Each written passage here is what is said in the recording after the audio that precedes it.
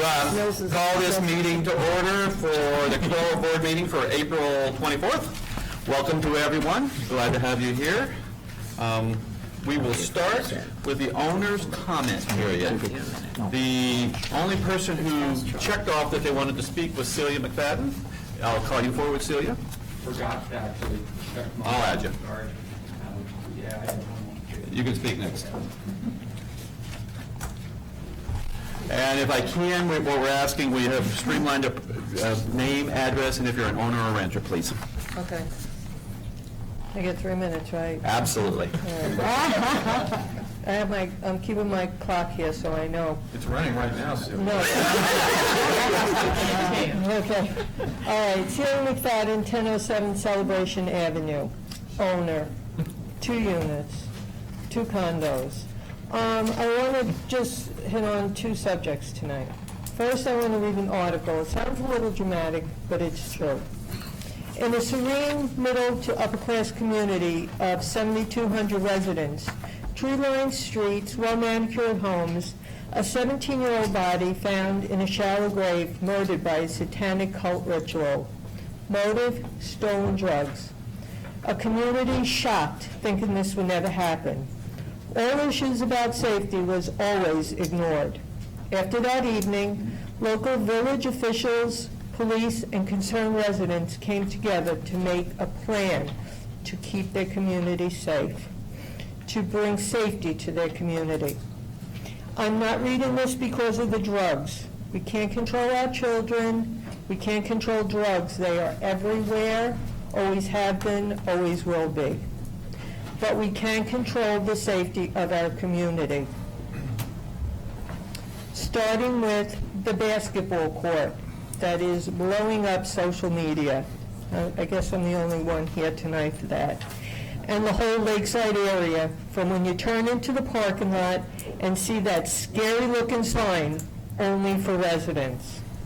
I'm asking CROA and CCMC as a resident, and behalf of on many residents, this should be a top priority. Money should not be an issue when it comes to the safety of our children, residents, and our visiting tourists. There are options for what we could do to make this community safe, especially the basketball court and the lakeside area. Maybe hire a monitor, maybe build another court on the athletic fields. I don't know. All I know is that we need to keep our community safe, and right now it's not. I know social media gets out of control, but we know there are issues at Lakeside. We know it. It's been brought up in the past, and it's always on social media. This article was from 1984, the village of Northport. No social media back then, but word got out, and we took back our village. Second comment I have, out of curiosity, because we'll probably be hearing about how wonderful the athletic fields are. I was wondering, and other residents are wondering, as to the status of the $2 million the county was going to contribute to the fields. What's going on with that? Thank you for your comments. We'll be discussing that. Yeah. Okay. We will actually, during Steve's management report, talk about the basketball courts a little.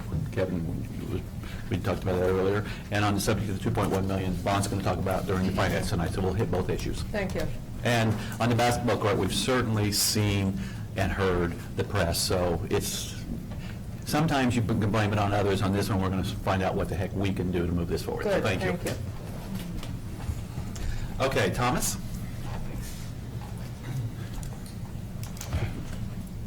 Good evening, I'm Tom Wilkitsky, 1598 Resolute, and I'm an owner. And I'm here to talk again about Roundup, the continued utilization of Roundup in our area.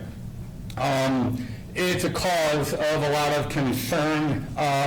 My concern, how I began on looking into Roundup and what's going on, is that I have a dog.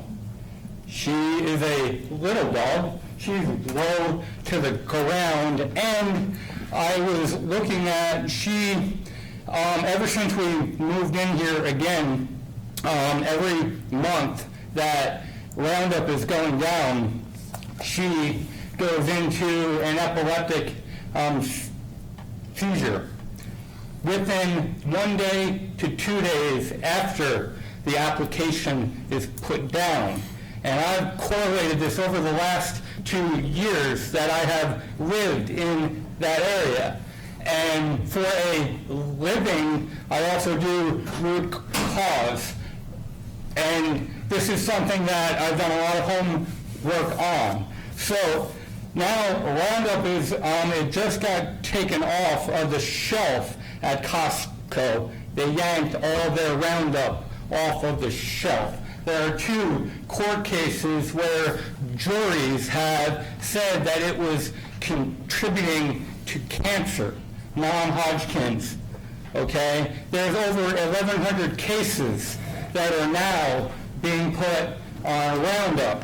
There's countries that have now taken action and pulled Roundup off of their shelves and putting it and trading it down.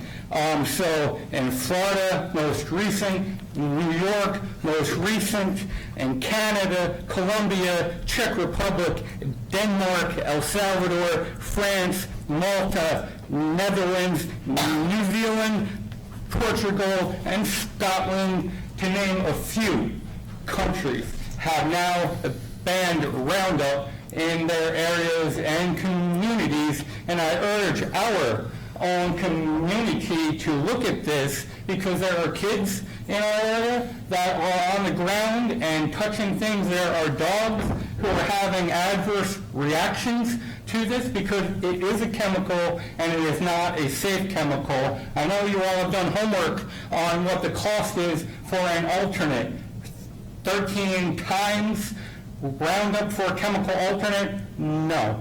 20 times the cost of labor to, not have Roundup out there. I think we can have other options rather than having Roundup be put down on our area. So thank you for your continued efforts, and there are others who are impacted in our area. So I ask us that we do some more due diligence on this. Thanks, Tom. Thank you. And for the audience, action item number 1 is a discussion of weed control, and we'll discuss Roundup tonight. So we're responding to that one too. I had one more just came in, and I'm sorry, is it Lauren? Laura Dijon. Please. And name, address, owner, renter, please. My name is Laura Deschamps, and I live at 1021 Banksboro Street in Owner. Okay. I just have a very simple concern that I wanted to share with you. My 2 children are 7 and 9, and they take the soccer program, the Celebration Tropics / Celebration Youth Soccer program. And the helper for that program sprays the lines around the field and inside the field and the circle inside the field when the kids are playing. He's been doing that for 5 years. Every single year I have reported that issue since 2015. Every single year the management of that club tells me that they're going to address that particular worker called Dylan Hart, that he won't do it again, that they will change the schedule, and every single year they do that again. So I'm really tired of that mismanagement. I have a picture of the can, of the spray can, that shows that, I'll leave it up to you, but it shows that it's extremely toxic when it's inhaled as well as touched by the children, and even the person that is spraying should be wearing protective equipment, including gloves, proper clothing, and a mask, which that worker does not. He sprays it with bare hands and shorts. And I've addressed that with him several times, and every time he has an attitude and tells me, well, not my business. So this time I'm going to raise the issue with the CROA board. Steve has been in a copy of all the emails. I've put the pictures of the can, as well as all the correspondence since 2015. I'm asking you to please address that with the management. Okay, go ahead, Bob. Oh, can we see a picture? For purposes of the board, this is a new one to me and maybe to some of you. Steve, can you forward the emails and information to the board, and we will look at them, and we will, as we've alluded with some of the other items tonight, we take them seriously. We will be following up. Thank you. If I could Appreciate that. also add, I met with Laurel a couple days ago, last week, and I did say that we want to bring this concern to the Recreation Committee also, because they're the ones that make the recommendations for approval of contracts, and contracts require specific safety issues to be addressed. Okay, and I want to just have a time to look at it all, and we will deal with it. Awesome. Thank you very much. Appreciate it. Is that red paint or is that white? It's white. Oh, is it red paint? Those are the three people who signed up. Does anybody else in the audience want to make comments before? Wait, we'll give you those back, man. You can have them. Yeah. Thank you. I'm just here concerned about the basketball courts too. I just wanted to, I know you looked at, all I have to say is just. If you want to say something, yes. Has everyone signed in to make sure you sign in? You can speak, but. I'm just concerned about what's going on at the basketball courts. I'm a teacher at Celebration High School. Name, address, owner, renter. My name's Lisa Martin. I live at 600 Edwards Street. I'm a renter. Okay. Am I allowed to talk about my renter? Sorry. I live in Carlisle. My kids are 16 and 14. And I know from people, from friends, that there are middle schoolers that are buying drugs. I see kids with their heads, I see, not kids, my students, with their heads in and out of cars. Certainly looks like they're buying drugs. It's not an obvious, passing off a bag or anything like that. It's not anything that I know exactly what's going on.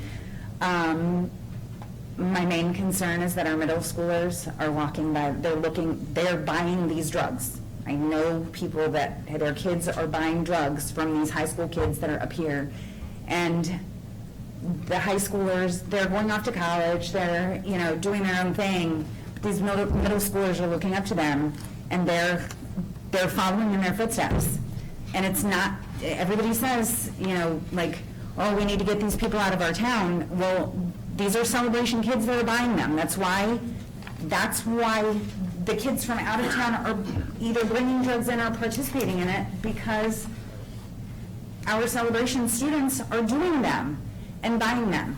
And for me to be the only one patrolling the area after school and on my lunch break is, I don't know. It's my second full-time job now. And I go down there, hey, hi guys, anybody seen Cameron? That's my son. And I pretend like, I'm looking for my son and give my students a hug and, sniff. Well, I can't be the only one doing this. Somebody, We have it on the agenda for later Okay. tonight. We're going to talk about it during Steve's report. We appreciate the comment. Thank you. Thank you. Any other public comment? No one there. Steve, can we verify the meeting has been properly noticed? Yes, it was. Do we verify quorum? Yes, you do. Can we stand for the Pledge of Allegiance, please?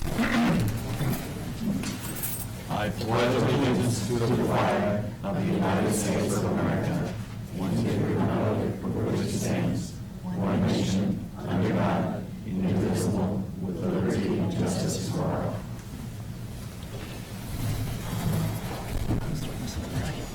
Okay. So I'm going to call the meeting to order. Motion to adopt the agenda? Motion. Second? Any comments? Vanessa? Dave? All in favor? Aye. Any opposed? Passes. Approval of minutes. What we have done with the minutes is we are streamlining the minute process, so they're not in here.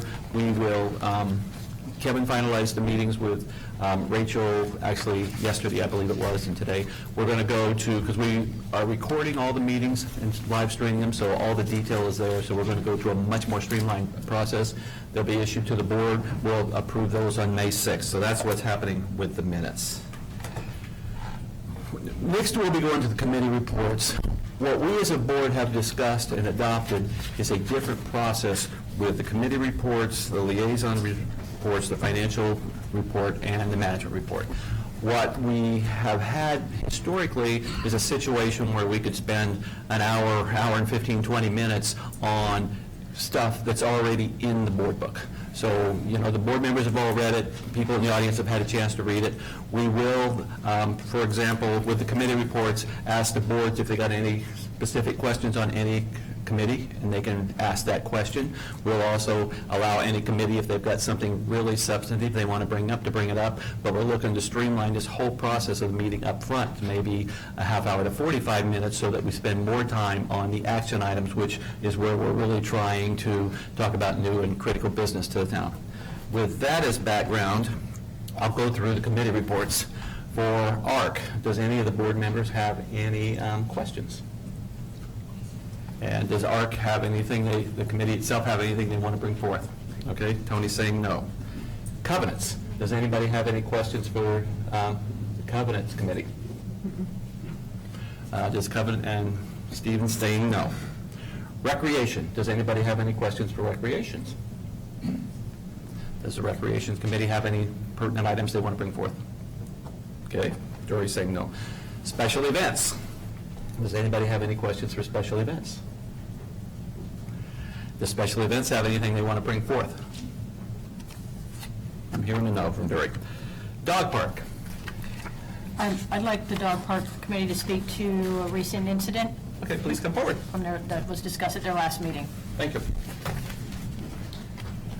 Maureen Stellag, chairperson for the Dog Park Committee. So we did want to report that last month we had a report of an aggressive dog in the large dog park, and this was submitted on an incident report form to Town Hall. It was investigated, and a 30-day suspension was issued to the family with the aggressive dog. However, during that process, we did identify some flaws in our enforcement and in the timely manner in which things were followed up. It did take about 5 days to follow up on the report. So at our meeting last week, we talked about changes to the enforcement policy and ways that we could better address this in a more timely manner, particularly when a dog has been attacked and injured. So we will be submitting to the board very soon for approval our recommendations for making those changes. And we'd also like to thank Mary Ann for joining our team. Did we feel that we had adequate camera coverage and that type of stuff so that we could keep track of what actually happened and stuff like that? So, in full transparency, it was my dog that was attacked, so I did not see the video that was captured at the park. I actually asked not to.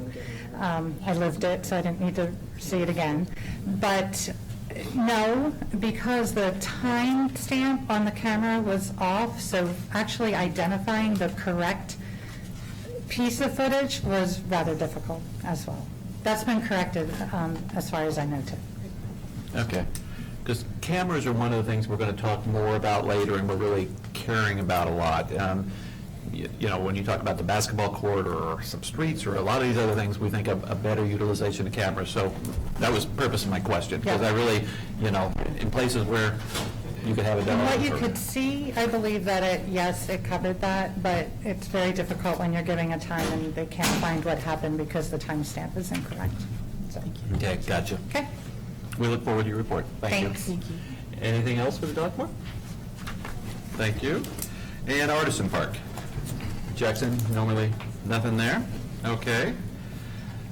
The liaison reports with CCDD, anything that we want to bring up today? Yes. One moment, let me pull it. I apologize, my computer is done, and so I have to go to the old school notes here. There will be, so I have to find it. So that CCD will be changing a request form that CROA fills out for, without my computer, I am dead in the water. Is anybody? Events piece? Very good. Probably a special events policy. Yes, thank you. Okay. Thank you. So we should be anticipating receiving that. That's probably what the most pertinent item for CROA was in that meeting. There were a lot of other items, but that one was the one that is, I think, most pertinent for us. I actually have it now, just haven't gotten over it again, so I'll be doing that tomorrow Okay. and then getting some response back to the CCD. Perfect. Thank you. Anything else? I think that is probably, that was the one that was targeted at CROA, where CROA was discussed, so that was Okay. the one that I thought was the greatest importance to bring up here. Oh, thank you. He saw a note I missed of my own. They also asked, and so I will do this now, that the Volunteer Civilian Patrol is seeking applicants, and they ask that we support and encourage residents to apply for the Volunteer Civilian Patrol. This is working with Deputy Jerry? Yes. And they will, if you contact them, they'll provide the information on what the duties and who the current members are, et cetera, to you, so that you can be encouraged to apply. Because right now, if I understood correctly, there's only 2 very active members in the patrol, and they would like to have more. So everyone out there in TV land, please apply. Well, why don't we be a little more aggressive with the Friday Flash, as an example? We should run maybe a series, Steve, of notices on this and kind of explaining what it is and a slide article and stuff like that to help to get it out in front. And if you can think of other ways to encourage this, David? Celebration news, maybe a Celebration news profile. those who are or have been civilian patrol. I think Deputy Jerry does his little blurb. Maybe he can include that in his kind of how to apply. Or both. Or both, yeah. Some profiles, some people. Yeah, maybe JR, you can work a little with Deputy Jerry on that, just with profile it there, but then get it in the Friday Flash so that we're really encouraging it. I'll discuss with JR tomorrow. Perfect. There it is. Anything else on the CCD liaison report? No, thank you. Vaughn, financial report? Okay, we're just going to change the report I got you. a little bit. You're not going to see all the big numbers, and you're not going to see the Brian Kensel version. Oh, thank God. Sorry, Brian. We're going to bring this down to my level, and hopefully everybody else can understand. It's going to be this format, very simple, but you'll still be able to get the Brian Kensel version online, which are all the columns and the whole spreadsheet thing. But we're not going to do that here anymore. Number one, our gross revenues, we're just slightly above budget at 1.5 million up to this date and time, this first quarter. Expenses under budget primarily due to timing issues, because sometimes it depends on the payment schedule, whether we're making payments on a monthly basis or a quarterly basis, annual basis. So, but we're good there. Operating cash, we're strong at 1.5 million at this point. Our reserve cash fund is 3.5 million. That's down from 4.7 because of the 1.2 million that's gone to the fields, the athletic fields so far.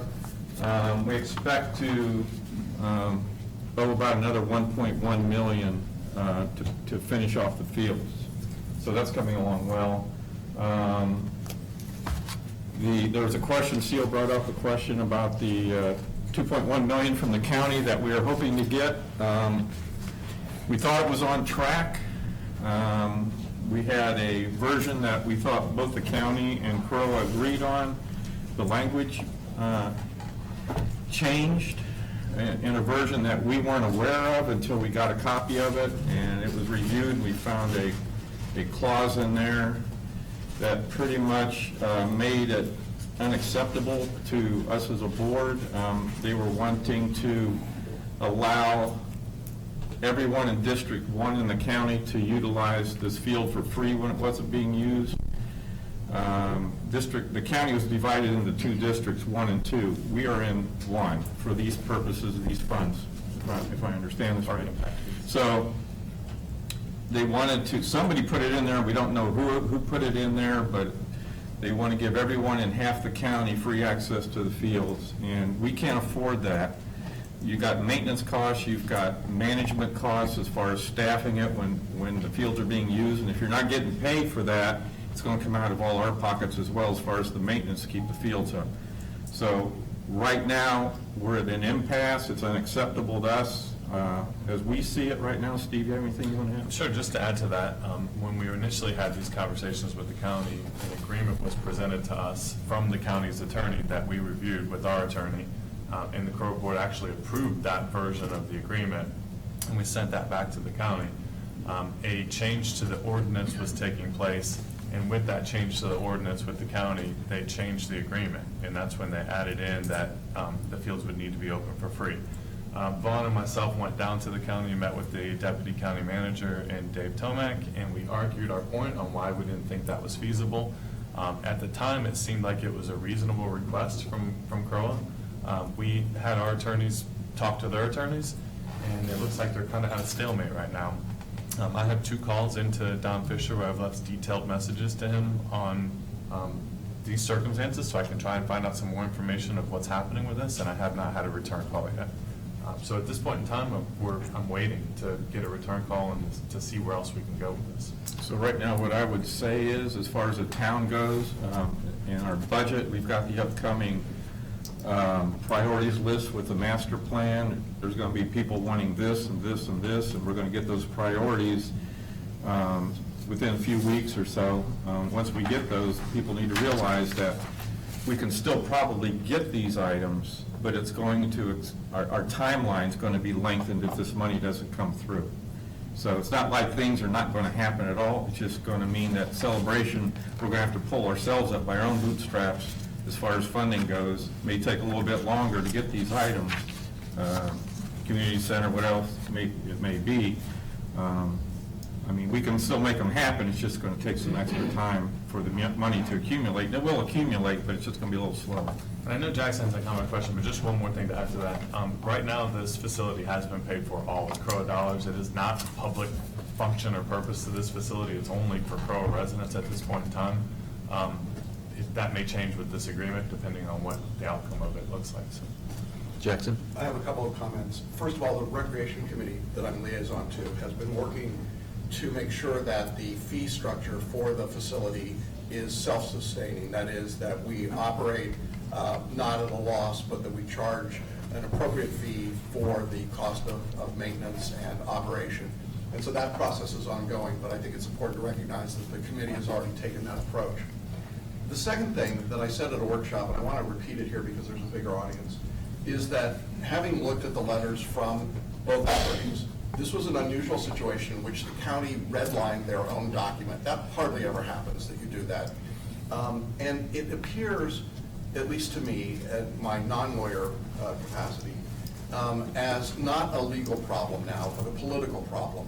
That for whatever reasons, the politics around this ordinance changed. And therefore, political pressure is what's called for. Many of you might have gotten your absentee ballots in the mail this week, or gotten mailers or flyers in the mail about Osceola County's proposed 1-cent penny sales tax for transportation. That may or may not be a good thing to do. On the other hand, I would suggest that if you think that we should not be paying a penny sales tax to the county, when the county is reneged on the promise of $2.1 million, it would be appropriate to point that out to the county. And to let the county commissioners and the county officers and the people coming to the meeting on May 1st here in Celebration to sell the penny sales tax, if you made it clear to them that when we pay for the amenities of the county, that we expect something in return, and we have asked very little in return in the 20 years that Celebration has been here. The county came to us with this initial proposal for the money. They initiated this process. We didn't. And we've negotiated in good faith for well over a year. Vaughn has done an amazing job of trying to figure this out and work it out. And the county, at the higher levels, not at the staff level, but at the commissioner level and the managerial level, has simply decided that they don't want to do that. My personal position is, if you won't give me the money that I think we're entitled to, I'm not inclined to give you my penny sales tax. All right, so let me wrap this up just a little. We're trying to be less than subtle tonight. We agreed, in December, we approved the contract as they submitted it to us, adding one word, which was CROA. It was a relatively minor word. Since then, we've been going back and forth, and now we've ended up in silence. And we all know that when you're going back and forth on a contract and you get to silence, that's not a great thing. So from that perspective, we think the best avenue right now is exactly what Jackson said. You know, We're trying to have people on the board talk to commissioners. If you know people, or if you want to do a little noise right now would be wonderful. Thank you. Celia, we're trying to answer it directly, because right now the $2.1 million, we're not counting on being in the bank. So let me follow up with just one thing that Vaughn said. When you look at the $3.5 million we have in reserves, $1 million of that is in replacement reserves, 500,000 of that is in contingency, and $2 million of that is in capital improvement. That $2 million is what is used for capital projects. We still owe probably another $1.1 million to finish the athletic fields. So the athletic fields will get done. There's not going to be an issue there. But we got monies coming in, but we could be at $1 million. So, you know, if you got $1 million versus $3 million, you've got a different timeline. And Vaughn said it could take a little while, it could take a longer while, really. And when we get the facilities plan, then we'll look at it, but that is the reality of where we're at today. So we're trying to be as honest and forthright as we can be. Anybody on the board want to follow up with anything else on this? Thank you. Management report. Management report is in the board packet. Hopefully everybody had an opportunity to read it. I have just a couple highlighted items to discuss, and I will start with the basketball courts because that is the most important item for us to talk about tonight. It was brought to my attention that there was some mischievous and rowdy behavior taking place at the basketball court, and even after the park is closing at 11 o'clock in the evening, additional behavior taking place around the circle back by the tennis courts. A lot of squealing of tires, loud music being played. So I right away went out to Deputy Weiland to discuss with him and see what the sheriff's office could do. He did say that they would have some increased patrols. There are some challenges because it's a private park, it's a community association park, it's not public. So if any resident hears or sees anything taking place that they feel is illegal at that park, please call the sheriff's office immediately. They need to have a crime to be able to take action. So if there's a crime that they see or are witnessing, please contact the sheriff's office. It will not do any good to post it on Facebook or to put a cell service request in. They have to catch it while it's happening. I have asked them to continue patrols on Friday and Saturday evenings after the park closes and check out and make sure that there's no activity going on there. I did have a conversation with Todd Haskett, our operations manager, about getting some quotes for a gate. So at the very least, we could keep cars out of the park after a certain time. And Patrick and Todd will be working on a community-wide camera plan and looking at all of our facilities to see where coverage is, where it's lacking, and what parks just simply don't have cameras at all and could use camera utilization there. We also have a conversation, I believe, happening May 20th with the CROA board on level of service for staffing. One of those questions may be, do we hire an additional monitor to just be at that park? And that's an option for us to consider also and to look at. If I'd like the rest of the board to speak in a minute. I'll go first, but I'd like other comments. So calling the sheriff's office is wonderful, and it's not going to work. So, I mean, it won't get there timely, so I got it. But we do believe cameras, we want to look at camera coverage for pools. We've certainly had issues there that we're thinking about. We know we will look at spending more to get better coverage so that we actually can see things. Because it's one thing to sit there and say something happened. It's another thing to be able to prove it, to be able to look at a license plate or something like that. We will look at fences. We've already got that type of thing started. We understand. It's Lakeside. We understand. It's CROA property. We do care, so we're not trying to ignore this. Board members, would you like to add comments, please? Just one comment. Steve, we communicated, and we're also looking at, I believe, you were going to ask Todd to look into securing the basketball courts, maybe with a fence and pass access as well, maybe to limit outsiders coming in without having a resident with them. Correct. So I don't know what the cost is going to be. We can certainly look at the cost for that also. But I also want to add, though, that if a monitor sees something illegal taking place, they have to contact the sheriff's office, too. They're not park enforcement, they're park monitors. So it does help if a resident sees something illegal taking place to contact the sheriff's office immediately. They have to have witness to a crime for it to be able to have any type of enforcement on it. And for the sheriff's officer to throw somebody off that property that doesn't belong there, the person that does not belong there needs to be told by a representative of the property owner, which could be staff or a CROA member.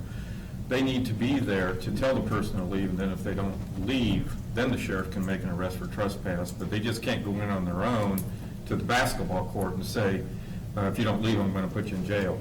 It has to be somebody there from, representative the owner to be there to be able to tell the person in front of the deputy to leave, and if there's a refusal, then they can make the arrest. So it's kind of a complicated trespass thing, but it's not easy. We're also getting some additional signage that has a little bit more clear what the park hours are. So anything after park hours will be a little bit more enforceable.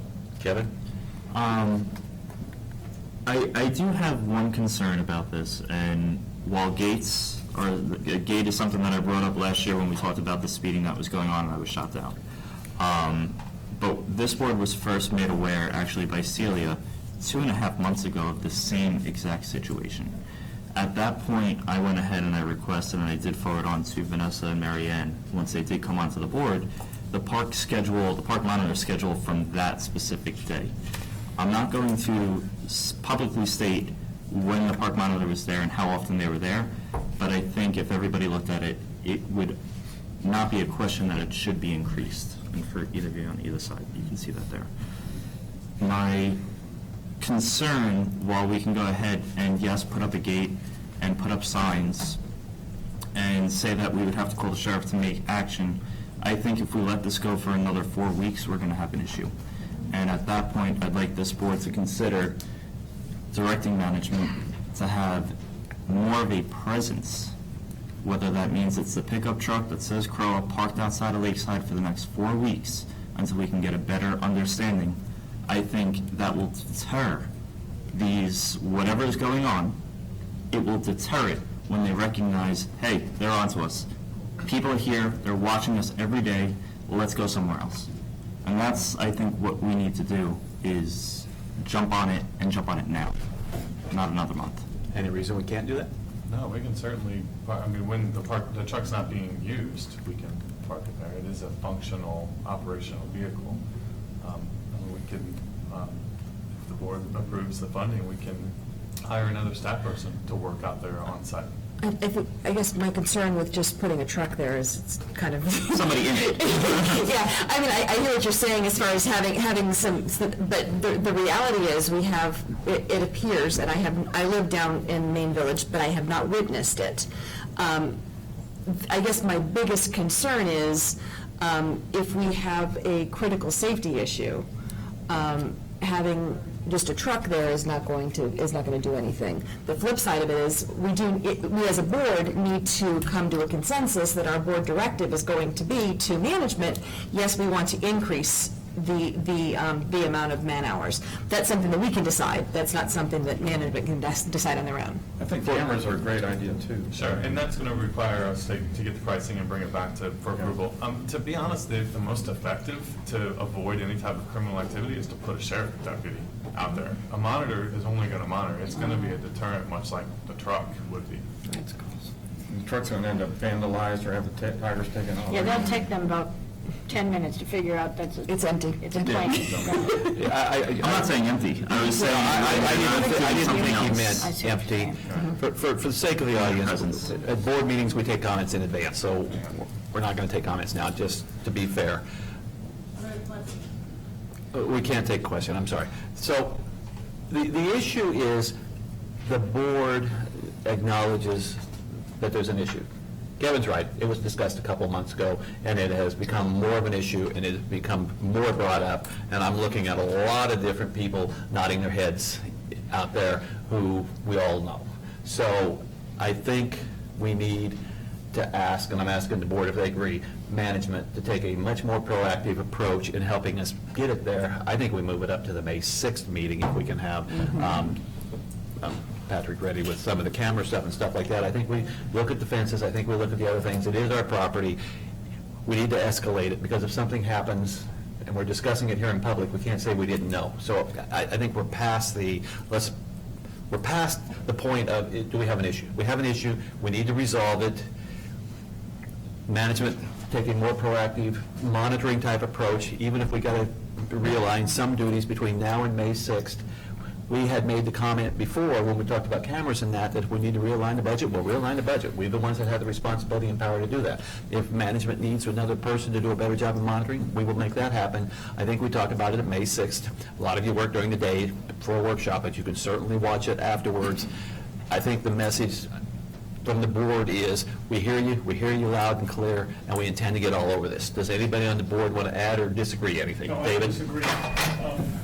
Can we, while we're talking about it, can we two-tier it? In other words, what can we do pretty immediately, which could be a blend of sheriff and park monitor in terms of time, and even temporary cameras as we move towards something more permanent, which may mean fencing with ID access, more permanent cameras. But can we just, can management be tasked with looking at two-tiering it rather than, I mean, so that we're dealing with something more immediately? I think I could very easily put together a schedule of when our peak time is at the basketball court and when we're having the most problems. And right now, I could divert monitors. We're gonna have other areas that are gonna be neglected throughout the community while we do that. And I can bring back a staffing plan to ask for additional staff to cover that park on May 6th. Okay. I guess I have one other quick comment. I am a proponent for cameras. I think that's a good thing. But I also think we need to recognize that that is not a deterrent. That is that you're trying to catch somebody doing something. So I think that's great that we're trying to catch somebody, but the reality is we don't even want it happening there at all. So anything that we can do proactively, I think it'd be more critical than spending our wheels on getting cameras if we can do something now. And I'm not, like I said, I'm not saying don't do cameras, I'm just saying it's more immediate. I agree entirely with Vanessa. In the meantime, would it be possible we look at Publix up at Water Tower, and in the evening they have a patrol, and it's there as a friendly face and a deterrent for whatever could happen, won't happen there. Could we even look into something like that temporarily? That won't throw off the budget entirely for a long term, but attack this and knock it out now. And I wrote that as part of my notes too, is what would it cost to put a deputy during those peak hours? I'm not even saying a deputy, because that's going to be expensive, but that seems service. I think your idea is fine. I think the clear charge to management is the board wants this escalated greatly on the priority list, and I think you can start doing emails covering the whole board. The message to the audience is, we hear you, we're not ignoring this, and we will study many things at future workshops, but in the interim, we want to start putting deterrents in place. And Jackson. The cameras. Oh, I'm sorry, go ahead, Jackson. As the resident liberal of the board, if the decision of the board is to take these steps, then I hope it's also accompanied by a very clear set of guidelines of what is acceptable and unacceptable, and what those guidelines are. I don't think this should ever be an excuse to keep people out that are different, that look different or sound different, or are different in some way. I think there are plenty of examples around Florida and around the country in which homeowner associations have overstepped their bounds and become police enforcers in order to maintain a certain purity of their community. Safety is safety. There's no doubt about that. And having the facilities that we pay for be available is no question about that. But I want to be very clear that whatever we're going to do is not understood and not focused on a specific attempt to isolate or target any group of people. And I recognize that young men of color are not the norm in Celebration. But let's be honest, if what we're really trying to do here is to target a group of people, that's wrong and we can't do it. So I'm going to ask that the manager have very, very clear guidelines for what's acceptable and unacceptable. I think the cameras could be a deterrent if they know they're there.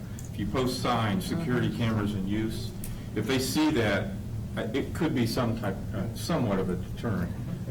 If they don't know they're there, no, of course not. They're not going to, help you until after the fact, but it may just make them think twice. I think it's important, too, we recognize that these are our kids. I mean, the teachers are recognizing the fact that these are our kids that are down there.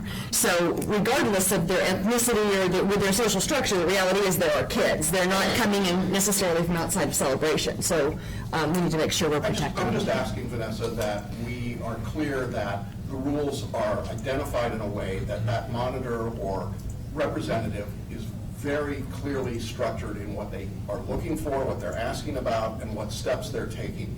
I am not comfortable with giving discretion to a volunteer or to an hourly paid employee to make those kinds of police decisions. And I think history has shown in litigation in Florida that that's a very bad decision. I hear where you're coming from. My proposal, if you will, for this is strictly a presence. It is sitting in the car, and guess what? Whoever's causing trouble, they're going to go somewhere else. I'm not even encouraging that conversation to happen. In fact, they can go ahead and just take notes and say, hey, these people showed up, they look like they're up to trouble. I called the police to go ahead and see an exchange going in and out of multiple cars. I see the same car showing up nonstop. Those could be the things. If we do that for 4 weeks, boom, it's going to send somebody else somewhere else. I have no problem with that at all. I don't want to get into what, I see what you're saying, and I don't want this community to get into that. I motion to end our discussion on Thank you, this. perfect. For the sake of wrapping it up, we are prioritizing that. That is what we will leave you with, and we will deal with it at future workshops. We will deal with this in different communications. Okay, The Steve? other highlight that I have from the management report is that the Parks and Facilities Master Plan statistically valid. The statistically valid survey has gone out, the postcard, it looks like this. So it's a postcard that not everybody's going to get. This is for just the statistically valid portion of it. We will have opening on April 29th through email to our homeowners that have supplied us with their email address for surveys. The survey for everybody to be able to participate in, and that will run through May 13th. Statistically valid survey is going to be ending on May 1st. So if you got a postcard, make sure you're doing this. You will have an opportunity to do the email version also, but this is important. We want folks that got this card to submit it by May 1st. And then the next one will open April 29th and will run through May 13th.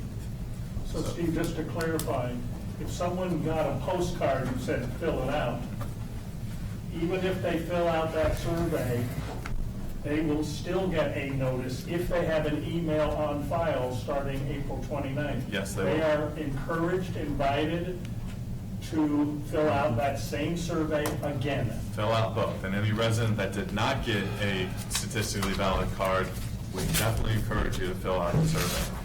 Now, if we do not have your email address for surveys, it was in the Friday Flash to submit your email address to us. Those will be going to communications to JR's department. Please get those to us now so that we can have your email address in and you get the survey also. And then the May 1st edition of the Celebration News, this will also be highlighted?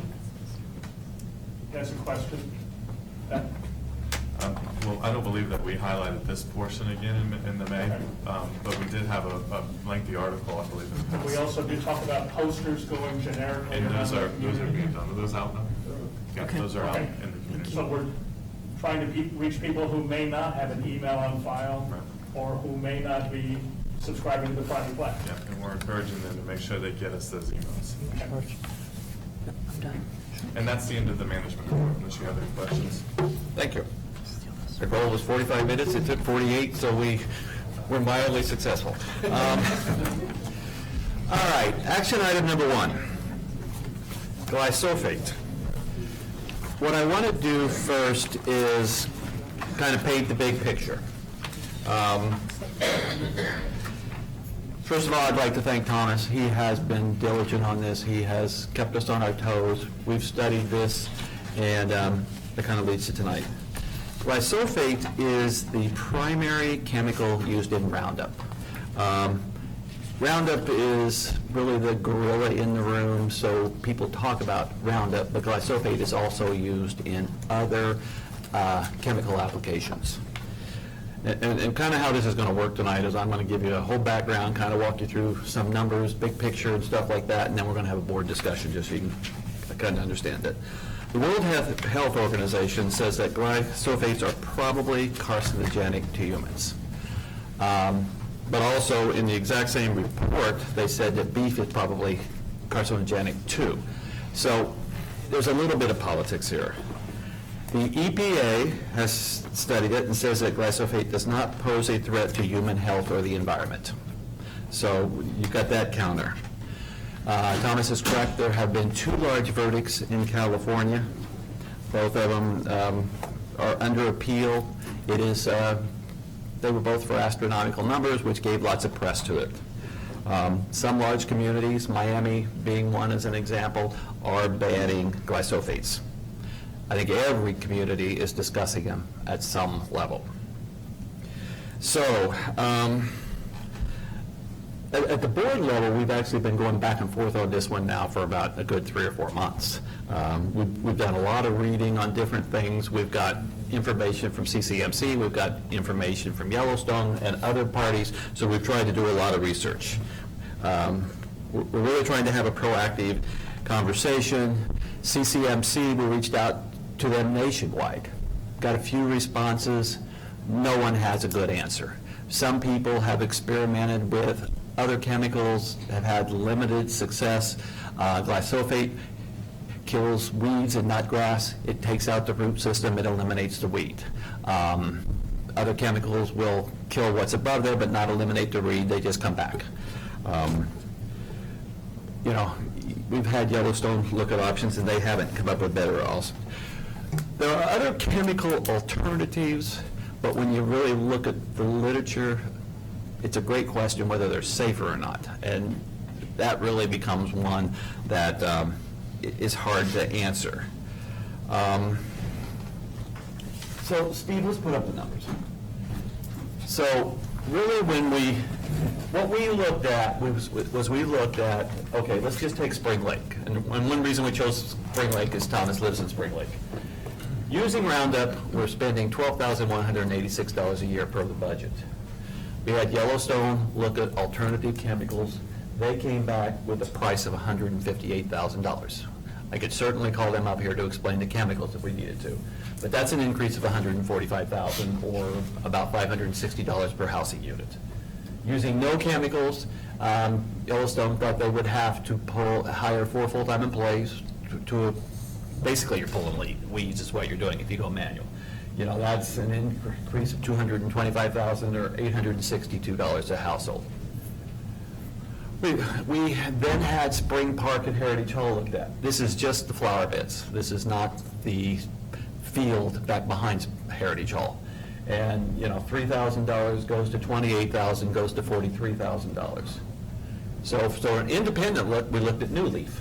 New Leaf uses a combination in the service area, and this again is the flower gardens in that area. And New Leaf does a combination of both chemical and pulling today. And they had $30,000 going to $123,000, going to $145,000. So it's not cheap. And when I look at, and again I'll open it to the board here in a second, but when we look at the city of Miami saying they won't use glyphosate, we really, you know, they don't say what their solution will be. And one of the questions that we've struggled with is, all right, what would our alternative answer be? We have said that if we're going to implement a solution, we're going to implement it for all of Celebration, ultimately. You know, we can't say we care about something here and we don't care about it there. And one point I think that's important, and Kevin brought it up, was, you know, Celebration has a limited budget and limited reach. This really needs to be an issue that's probably stroked more at the county level and the state level, because it really deals with broader issues. And with that as background, I'll open it up for board discussion around research we've done and ideas we have and what we could do. I guess. Do we need to, I'm sorry. Go ahead. Do we need to clarify where it's actually being used? I know I had asked Susan, or I believe, where this spray is actually being used. I understand it's not being used on the lawns. It's just being used in the flower and the landscaping is where it's being used. So what's being used on the lawns to control have you come up? weeds? Somebody, Or whoever should come up. I guess we got to figure out where it's being used before we can even.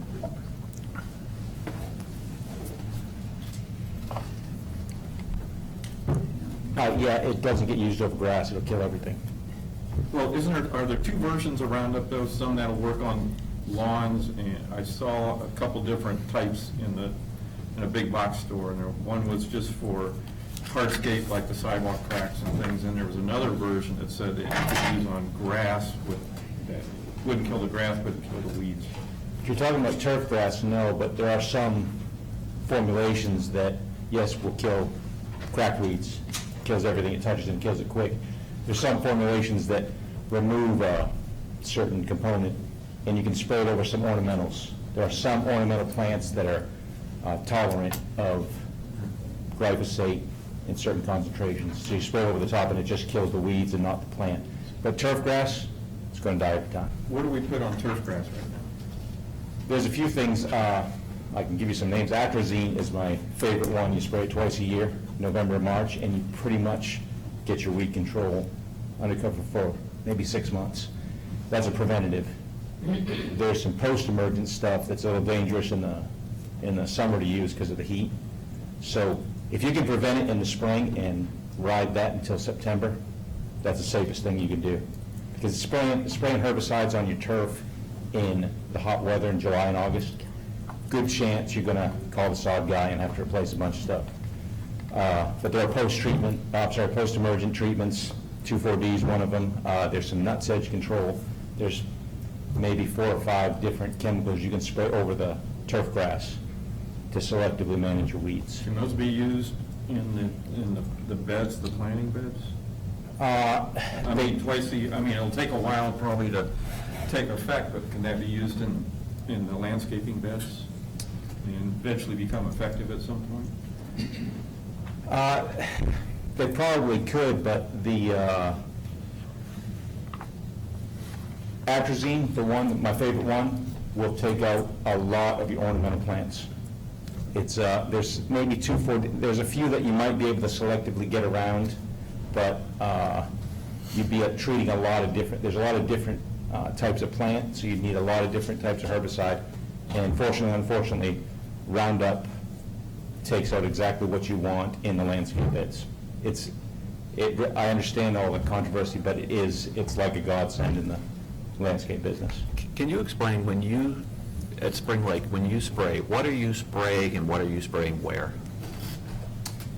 Well, if we're talking about just in the landscape beds, you're talking about Roundup, and you're going around, you have a backpack spray and a nozzle that you can have a pretty directed spray. You're going around the plants that you don't want to kill, and you're staying off the grass, and basically any weeds you see in the mulched areas. The way Roundup works, it won't be absorbed by bark. It gets absorbed by the leaves, so you've got to spray the leaf of the plant, and it will absorb through the leaf, get into the roots, and kill the entire plant. So when Thomas was speaking earlier this evening, he talked about kids or a dog rolling in the grass and being exposed to Roundup. Are you spraying Roundup on the grass? No. That's not accurate.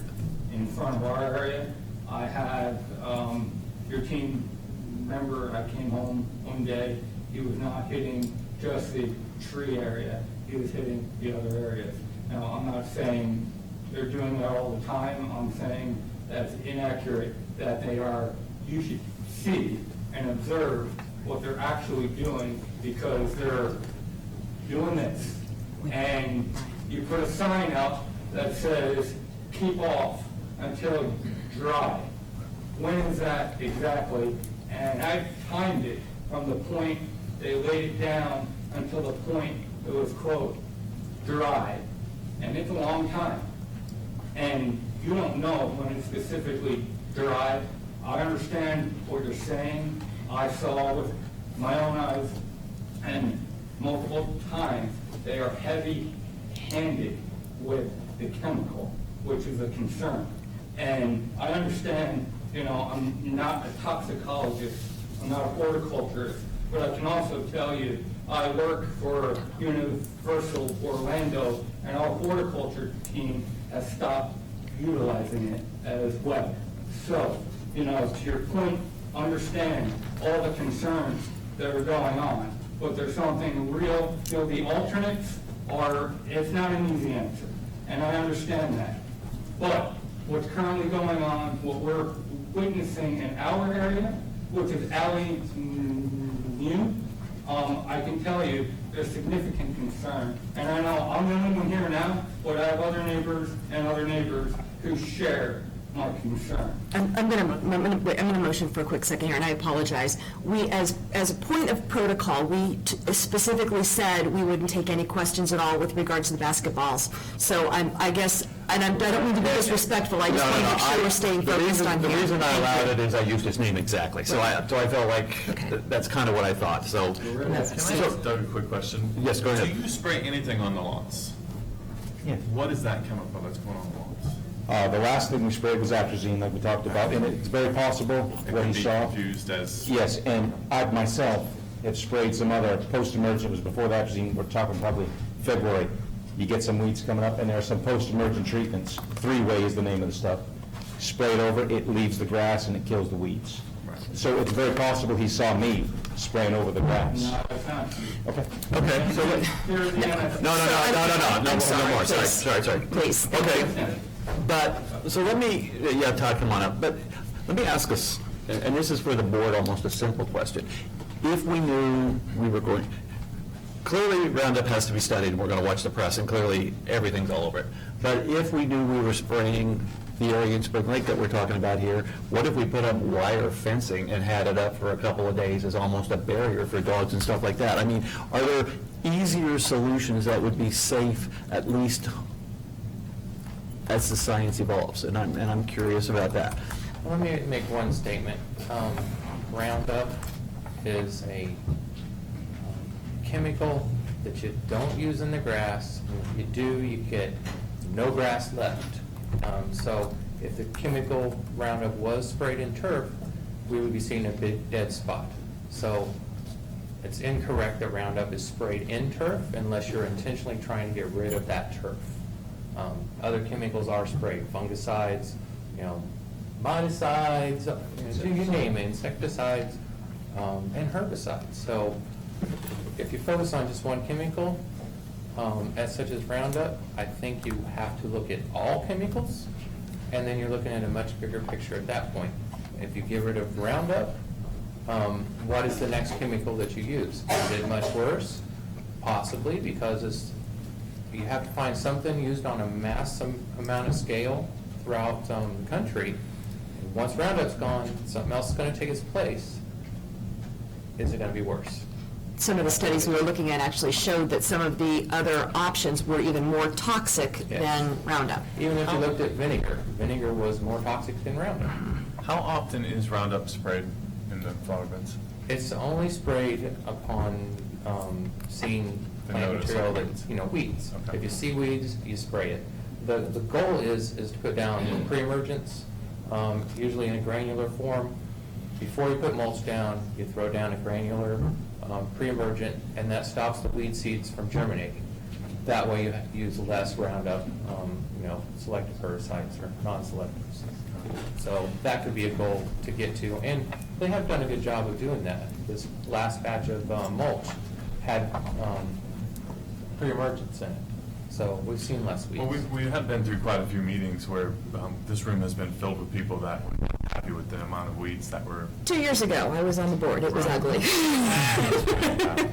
So I do have one thing to say with this. I don't want to take a resident concern and just push away. We've definitely been, Brian, you especially, Vanessa, you guys have been looking and digging into this nonstop.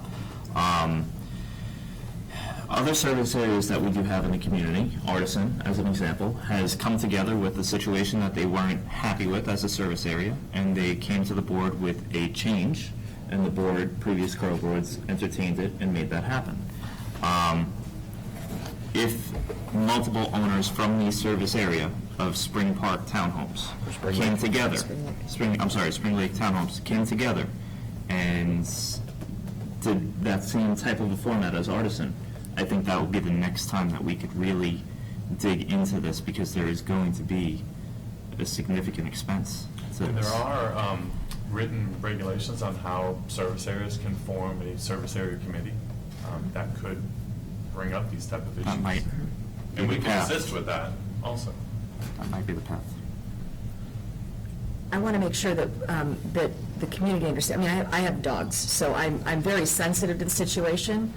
So I don't want anybody to think that we are brushing this under the rug by any stretch of the imagination. We really have been doing our due diligence and doing research. We've read everything that you have sent to us. We've also read everything that has been on the internet. We've, we've gone through everything. And honestly, as a board, we're kind of at a loss, because if we end up switching things up, we could end up where we were 2 years ago, which I have no desire to go back to, and I'm sure that the residents at Spring Lake would agree. Mr. Hudspeth, that's why you were a big attendee, and you just continued on. It's an issue that I don't want to revisit, but I also don't want to impact the health of our animals or our kids. My understanding based upon this is we shouldn't be walking our animals or our kids through our beds anyway.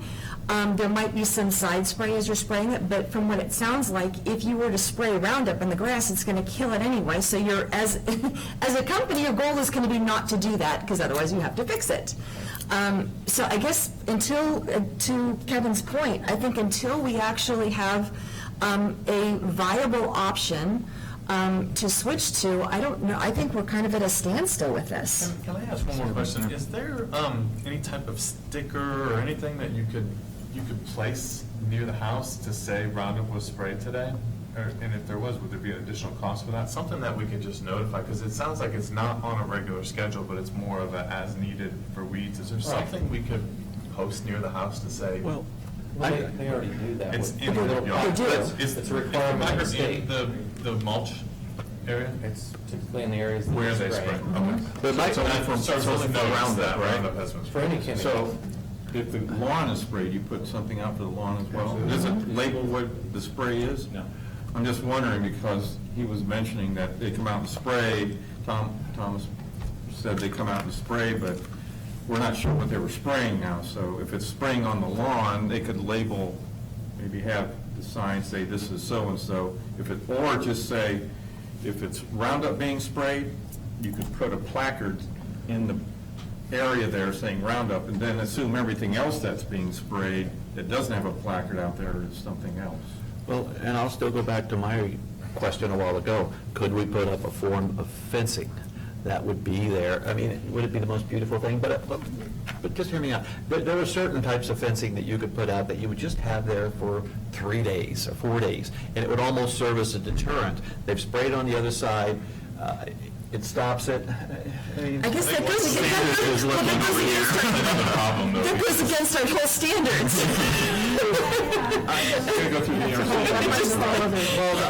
Can we add more pitchforks to it? I understand, but we're sitting here brainstorming, and you can call that the dumbest idea you've heard tonight, and I'm perfectly happy with that. But I'm just trying to say, because I'm learning things as all the rest of you are, which if this is sprayed on the grass is dead. That means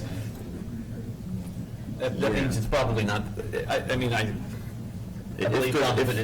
If we are following the law that we are, and the landscaping company is following the law, I'm not disagreeing with what I'm learning and what I'm hearing. This needs to go to a higher level, and it takes somebody with the passion that we see. I just don't know how we, when the state gets involved in other things, then these numbers can become more realistic, when there's no other options. Yeah. But right now, The cost of a global solution, it looks like from some of the numbers I've seen, might double the homeowner's assessment for all 4,300 homeowners.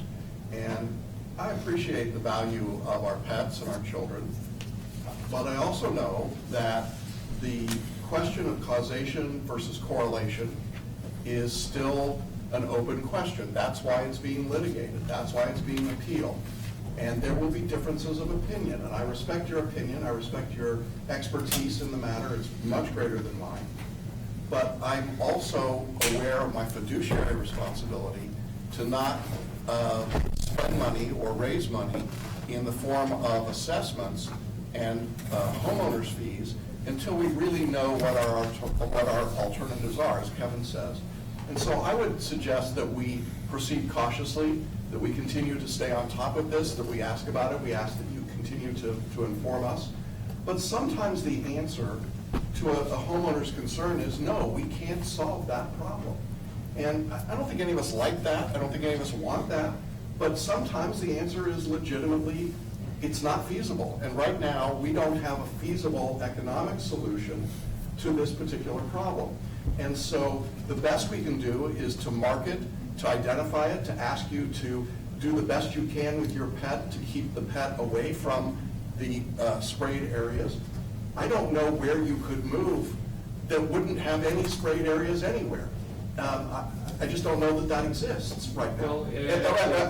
I can't say anything, but it goes all across the country, and I can tell you. But with respect to it. No. I know I can't talk. You all have good night. I motion to end discussion. All right. Next. Next item.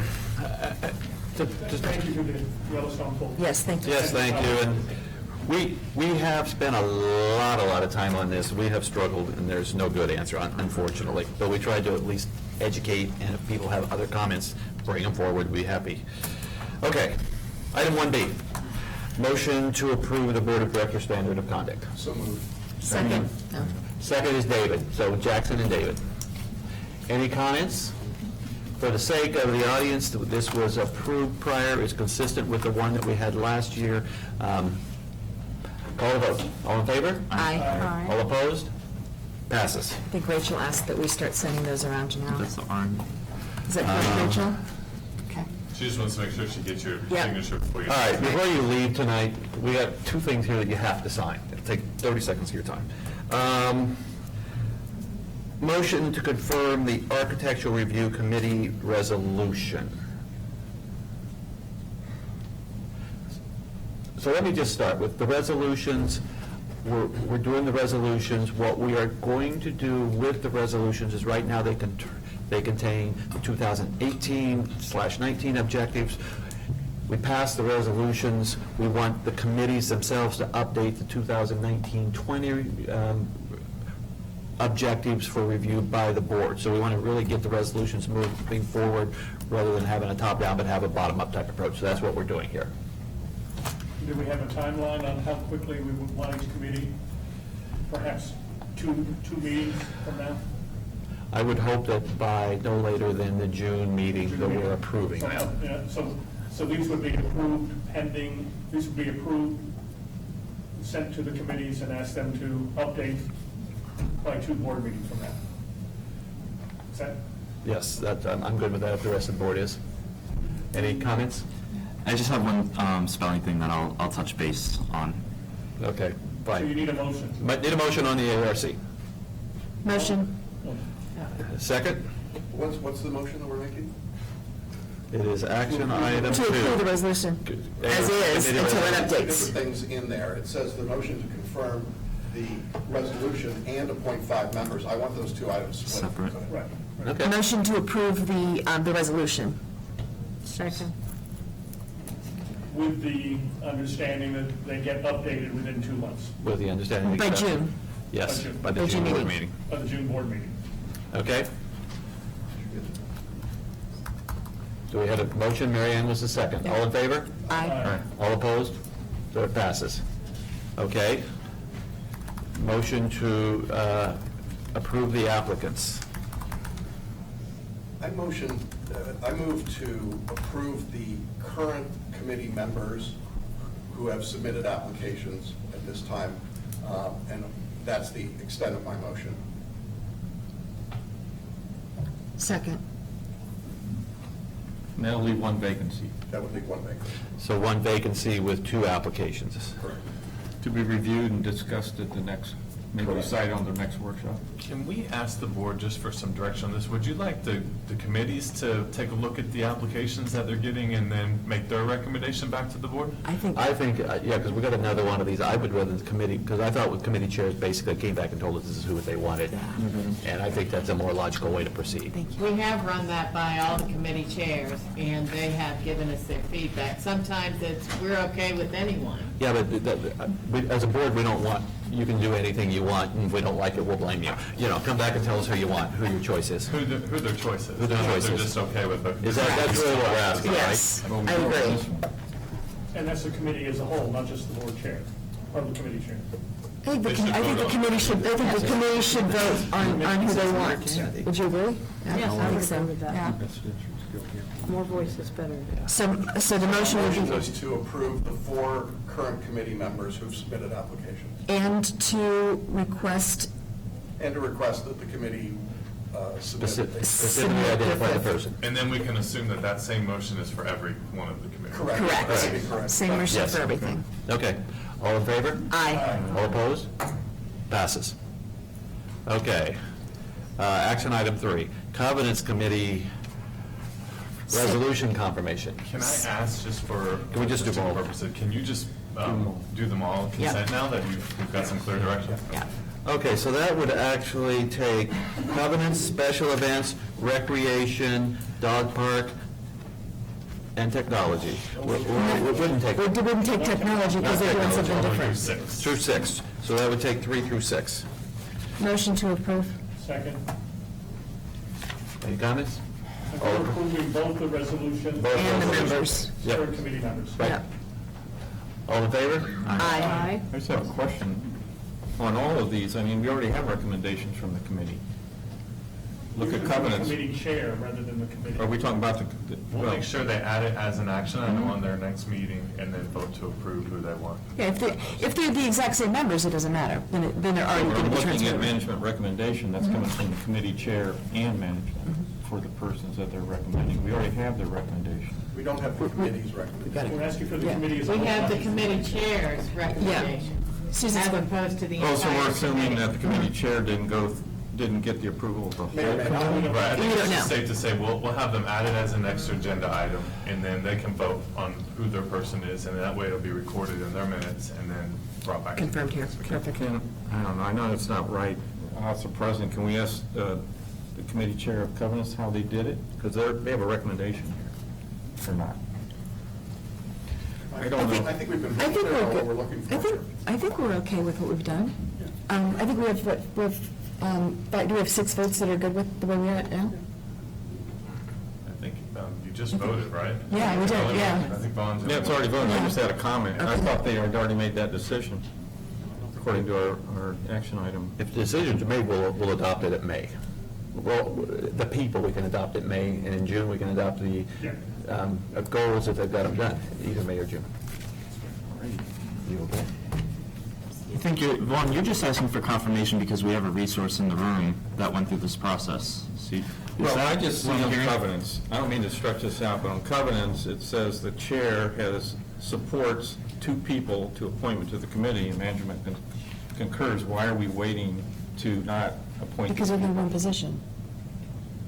That's what I'm, Right, because there's only one position. So we have 2 people with one position, so we need to have them decide, correct? well, they're asking for both of them. But, They have room for both of those people. No, they're saying. no, they're saying either one's fine. No, I'm sorry, I'm going to covenants. You're on Yeah, covenants, 7. covenants, there are 7 people that applied, and 7 I open. think that's There's- what's Vaughn's asking. 7 people. I think They have 2 new. the recreation committee is the one that has an extra. AOC as well. Yeah, and the Yeah. ERC. Can't we just go ahead and vote and then approve the covenants For covenants. request? And so they can get moving along? Motion to approve covenants request. I'll second. We have 2 motions outstanding. No, we already closed the first one. We already closed the first one. On the ARC, we closed it. On the other one, we made a motion, we never had a second, and we started the conversation. So we've got to We go. did. We voted and When we everything. closed it, did we close it? Okay. Yeah, we closed it. Okay, I didn't hear that. Vanessa, and I was a second. You had a consent motion on 2 through 6. Right, and then we're now, We're going to withdraw that, right? Just number 3 is, number 3, covenants. My motion is to approve as requested. Vaughn's second is to approve it. So Vaughn's seconding. So the 7 people is laid out because there's As 7 laid out, positions. as recommendation. Right. Good, Rachel? I know what it is. I can. Okay, all right, perfect, okay. Consent for 2, 4. It was, there was a consent for, Correct. And 3, yes, correct. Okay. So the motion for 3 is to approve their membership and have them update their 2019-20 goals. Correct. By June. Correct. Right. All in favor? Aye. Any opposed? It passes. Okay. So we still have to go back to the consent motion, right? That one already. We just did it, we're done with that. It was just, it was, my only thing was the 7 members that were already chosen. Thank you, Vanessa. You're welcome. Technology Committee, action item 7. So here we got resolution confirmation. This was already approved last year. We just want to make sure it's the same one for this year moving forward. Okay. Any reason we shouldn't, or? No, we're just getting going with it. Okay, motion, second, who's this? Go ahead, David. Actually, Listen to the the motion. motion. Motion to approve. Second. Kevin, seconds. They David? still need to update their goals, because there's something that's due by June 2019. Yeah? Okay. Are you doubting me? No, that's just clarifying. That's going to cover for the year. In other words, they got to update their, Just update the goals. they got to update, yes. Update the goals. All in favor? Aye. Any opposed? Passes. No doubt. Okay, action item number 8, condominium council resolution confirmation. Motion? Second. Okay. Sorry. Any comments? Vote, call the vote? Aye. Any opposed? Passes unanimously. Okay, action item number 9. I move to table. I second. Okay, tabling 9, is that what you said? Yep. Okay. Any comments? Table. Action item number 10. Oh, yeah, we need to vote. Call the vote, sorry, I apologize. Is there Go ahead. a reason? I'm not ready to talk about it. So I'm asking to table it because they would do some more work on it. Okay. Okay. So I ask the board's indulgence. Call the vote. Aye. Aye. Any opposed? Okay. Action item number 10, Charter Review Task Force Resolution. Vanessa? Okay, good. Go ahead. Okay. So we have, at that workshop, we discussed the Charter Review Task Force. We reviewed the resolution, what we wanted included in it. We also, as a board, went through a process of nominations, and everybody on the board was able to come to a consensus, including those that the applications are received, and then we went beyond that and reached out to come up with some other options to add to the Charter Committee or Task Force. We have reached out to the 7 that have been selected by the task force. We are waiting for confirmation on 1. I think it's fair to say that we can announce the 6 now. Jackson, do you want to go ahead and take over? Do you want me to go ahead and finish? Sure, go ahead. You sure? Okay. So make sure I got my names here. Drum roll. Okay, Mr. Hudspeth, you're here. No motions. Do we want to do a motion for this? Probably it's best to do a motion in a second. Okay, motion to approve the 6 members for the, 6 of the 7 members for the task force to be including Gary Hudspeth. Oh, thank you. Vanessa, can I just ask real quick before Absolutely. you name them all? Do you want a motion to approve those 6 plus the resolution? Yes. Yes, please. You don't want to separate those? You can We don't do need them to, all yeah, together. that's fine. So Gary Hudspeth, Greg Felak, Eileen Barr, Kathy Van Tassel, Jack McLaughlin, and Al Arce are the ones that have been selected. And we're waiting for one more. And because we did it through a point system, if for some reason somebody is not able to do it, they will go down to the next person who received a point system that we established. Can your motion include that 7th person once that process gets completed, so we don't have to do a new resolution to appoint the 7th? Whoever, so the next one in line, are we good with doing that? The next one in line? Yeah. That accepts. Okay. Makes sense. But accept, okay, are we good with that? Does that work? You laid out the process, so I think that's good. Okay. So right now, it's the 7th person that you're not ready to announce yet, but you have somebody in mind. If that person does not accept, you'll go to the next person. Correct. And I would think we would announce the committee in the Friday Flash along with the charter launch and everything. Yes. Okay. And the timeline that it's been established. Again, if anybody has a reference, it was actually discussed in our workshop. Do I have a second? So you made the motion, I'll Motion. second. Okay. Any other conversation? I just want to say that I want to thank Vanessa for putting this together. It's a lot of manipulation and work and totaling and figuring out, but I also want to thank the members of the board and the people who've agreed to serve. This is a big deal. The charter is a major step for us to take. We've only done one charter revision since the initial charter. There's a lot of work ahead of us. We've taken a very ambitious timeline. I hope we can meet it. And so we're going to really put our feet to this. But I think the people that have been selected represent a great cross-section of the community, talented people. And for those who applied and were not selected, let me say that there are going to be subcommittees.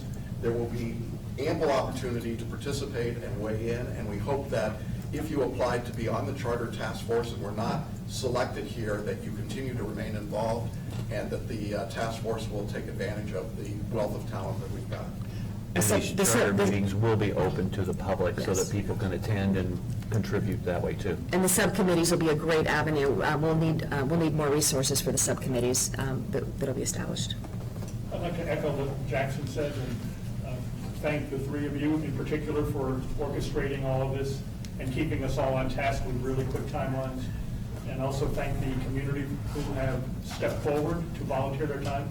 I would also encourage, as you get into it, once you get a more of a lay of the land, June, July, think about an article or a second article for the Celebration News so the larger community can know the sorts of things you're looking at and other ways that they can get involved and voice their issues and insights. Thank you. And I'm sure JR will.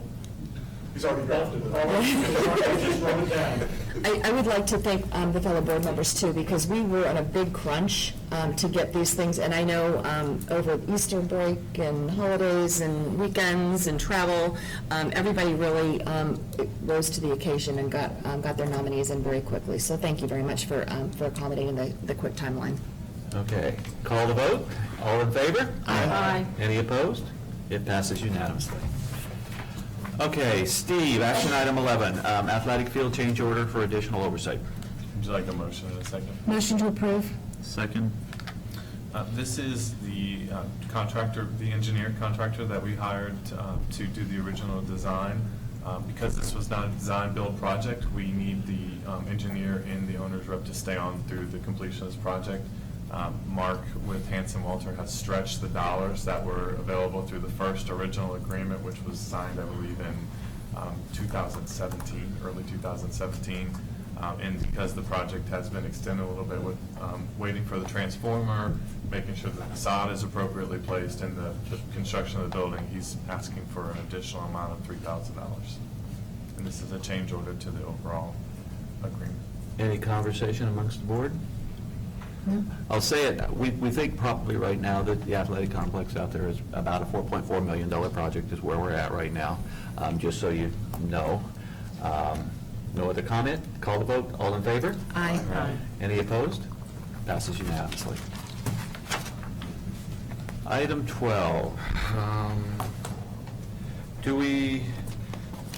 I'll ask a question. 12, 13, and 14, can we do them in lump or do you want to do them individually? I have no issue with doing the lump. I'll call, I motion to approve item 12, 13, 14 as is. Second. Comments? Call the vote. All in favor? Aye. Any opposed? Okay. Item number 15, performance roofing. Steve? Motion and second? Oh, motion? So moved. Second? Second. Kevin, you have a comment? About the past thing, but I'll check back offline. Okay. So we're good with 15? Okay, so Jackson motioned, Vanessa second for 15. Any comments, Steve? Susanna, I don't know if you want to come up, but this is, I believe, the fix, any roof repairs. Yeah, these are the roof repairs for February and March. So there's quite a bit here because we didn't have the meeting last month, so it's over a 2-month period. Okay. And these are ongoing while we work through the. How are the numbers all the same? Because Kevin's brought it before, that's their minimum. They come out, they look inside the home, they look to see where the leak is inside, what interior evidence there is, and they go on the roof. It's a general water testing. They always do a water test because they're providing all the documentation to the lawyer for the litigation. There's water testing, there's shingle replacement, there will be some flashing if necessary, whatever they need to do to make the temporary repair.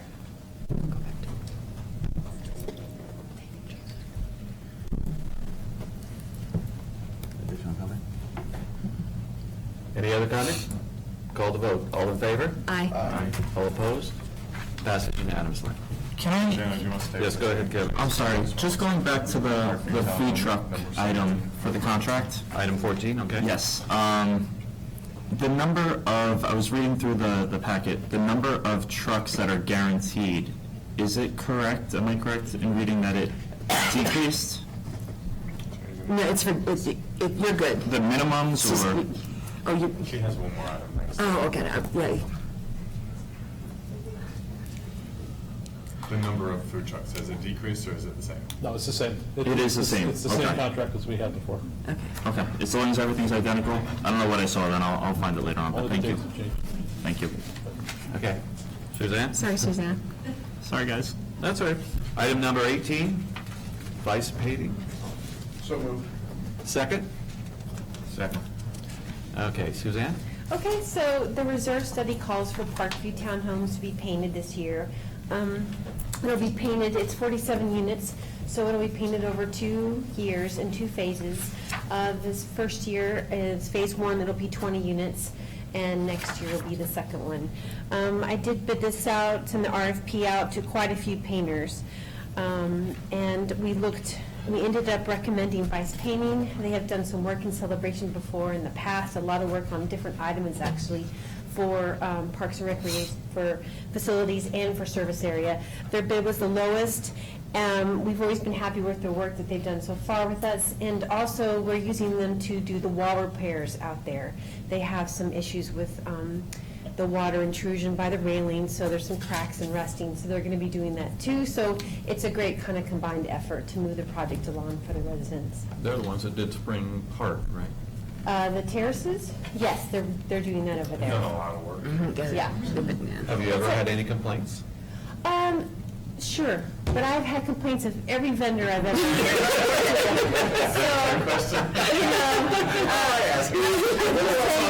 But, I will say that Vice Painting has always made a point to whatever I come to them with, whether it's an owner complaint or something that accidentally got broken, they always come back and they fix it. So let me It's always ask my been- question better. They're usually the cheapest, you've had issues, but they deal with the issues professionally. Yes, yes, And sir. their work all looks good. Everything that they've done, the end product has always came out Yes, definitely. looking great. Okay.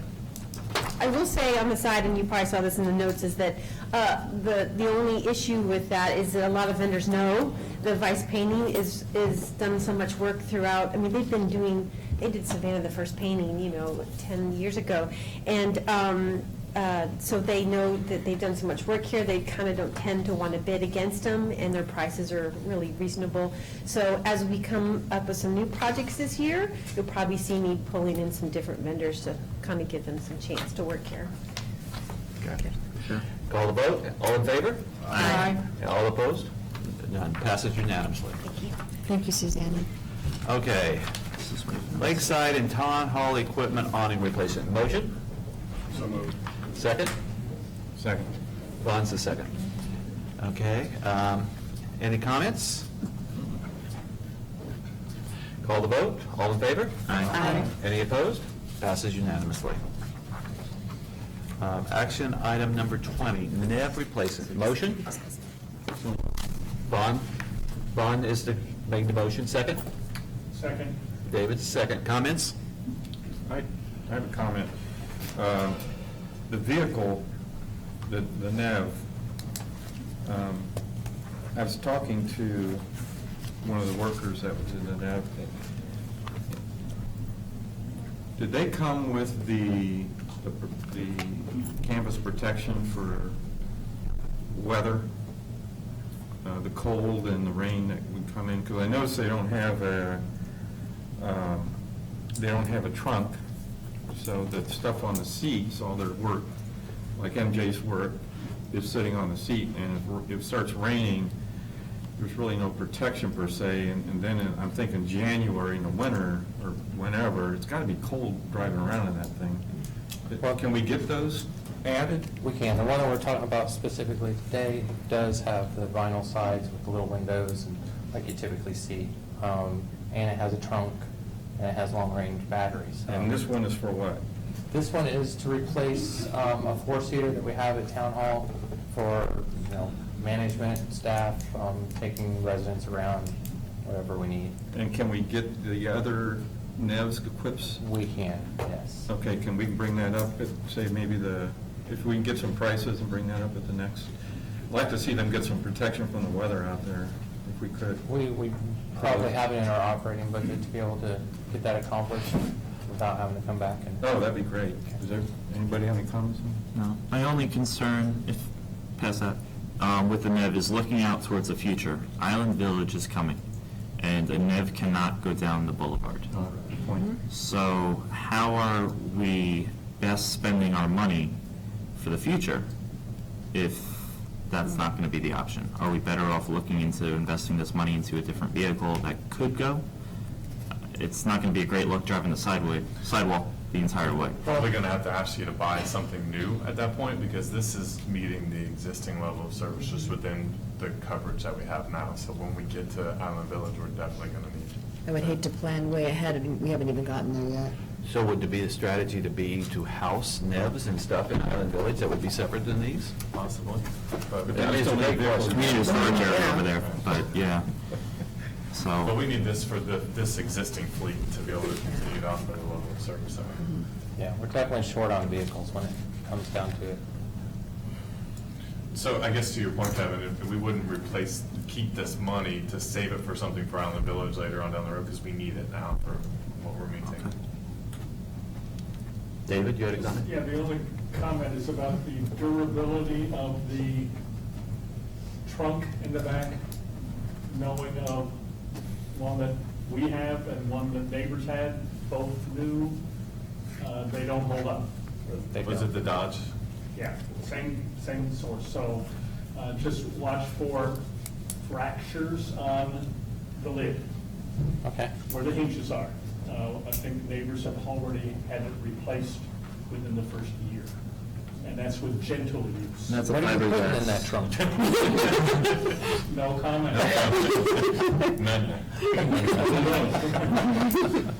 No, just serious. It's not meant for wear and tear.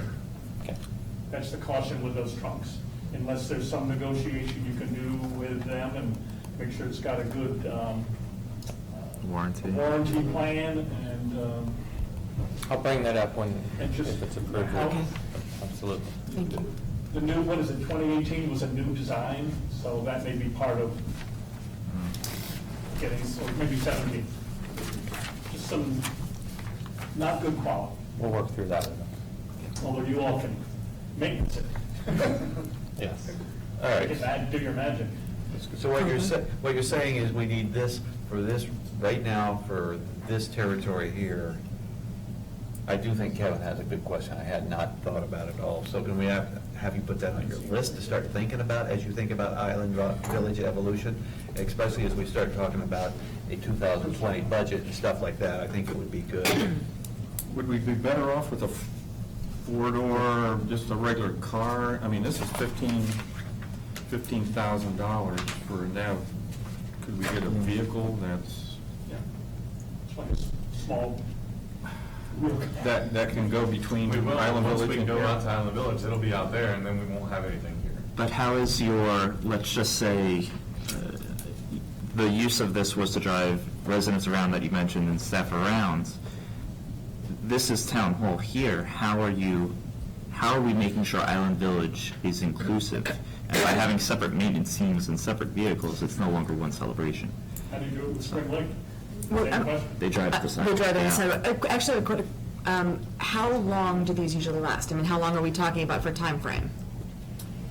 The unit that this one would Yeah, replace we're was budgeting. a 2001 unit. Yeah. Okay, so it lasts for a long So they last time. a long time. Okay. We drove the wheels off this one. I remember. Literally, so. Okay. It would cost a lot more to replace or fix it. What would be more convenient for your team? The NEVs are very convenient for us. We do utilize 2 pickup trucks throughout the day as well. So when we have to go to Spring Lake to deliver supplies, those get put on the truck. Long distances, depends on who's on staff that day. So there are options for that. We have sat down and talked about plans for Island Village, and what our needs would be, which would most likely be another pickup truck at that point for staff to be able to go. When Community Standards does their inspections in Spring Lake, they utilize 1 pickup trucks instead of driving on the street. And I know Todd said that it's utilized by us to take people on and stuff, but we do have 2 inspectors now. We have a lead maintenance employee, and if it's not being utilized by us and we don't need it, it's utilized by the staff to be out and about. So that fits your needs now, and you were advocating. It Okay. does. I motion to approve. Oh, we already did, didn't we? Already did. Other Call the- comments? call the Kevin, vote. other comments? All right, call the vote. All in favor? Aye. Any opposed? Passes. Thank you, unanimously.